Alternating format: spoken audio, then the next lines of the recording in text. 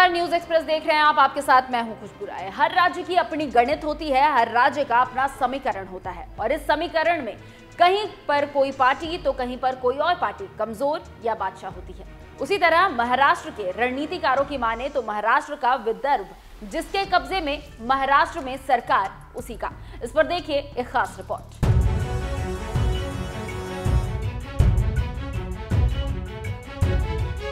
20 नवंबर को महाराष्ट्र की जनता अपना फैसला सुनाएगी और 23 तारीख को जनता के फैसले को दुनिया के सामने लाया जाएगा। इसलिए जनता को अपनी तरफ करने के लिए नेता एक से बढ़कर एक वादे और सरकार में आने के बाद ये कर दूंगा वो कर दूंगा कह रहे हैं।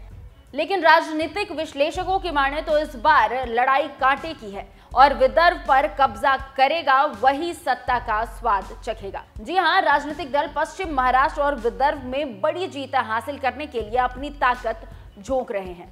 खेती किसानी वाले ट्राइबल विदर्भ में विधानसभा की 62 सीटें हैं, जिनमें से 35 क्षेत्रों में कांग्रेस और बीजेपी का सीधा मुकाबला है। विदर्भ की 7 सीटों पर अजीत पवार और शरद पवार के बीच कांटे की टक्कर देखने को मिलने वाली है।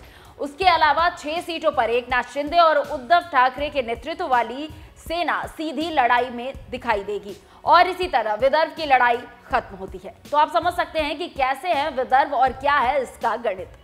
इसी विदर्भ को अपना बनाने और अधिक जीत के लिए बीजेपी से लेकर कांग्रेस तक अपनी पूरी ताकत लगा चुकी है और अब बारी है विदर्भ की जनता का कि वो किसे चुनती है।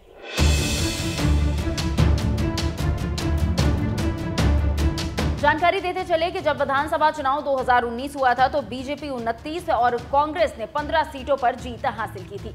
तब अविभाजित शिवसेना को सिर्फ 4 सीटें मिली थी। अब हम 2024 के लोकसभा चुनाव की बात करते हैं। इस बार कांग्रेस के साथ महाविकास आघाड़ी का गठबंधन था और एमवीए ने 10 लोकसभा सीटों में से 7 पर कब्जा किया था।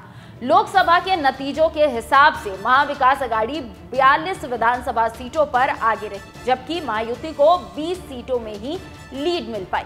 2024 के विधानसभा चुनाव में जीत के लिए दोनों गठबंधन दम लगा रहे हैं। इसका अंदाजा इससे लगाया जा सकता है कि अमित शाह ने अपनी ताकत विदर्भ में जबरदस्त लगाई हुई है और इससे आप अंदाजा ये भी लगा सकते हैं कि कैसे विदर्भ पर नेताओं की नजर है।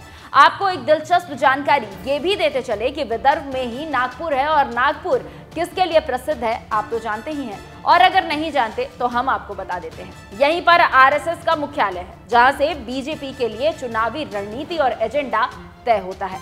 अब देखना होगा कि आगे विदर्भ किसको आशीर्वाद देता है और किसके साथ जाता है। लेकिन इसी विदर्भ की जनता के लिए महाविकास आघाड़ी और महायुति पसीना बहा रहे हैं। आप इस पूरी खबर पर क्या राय रखते हैं हमें कमेंट कर जरूर बताइएगा। नमस्कार।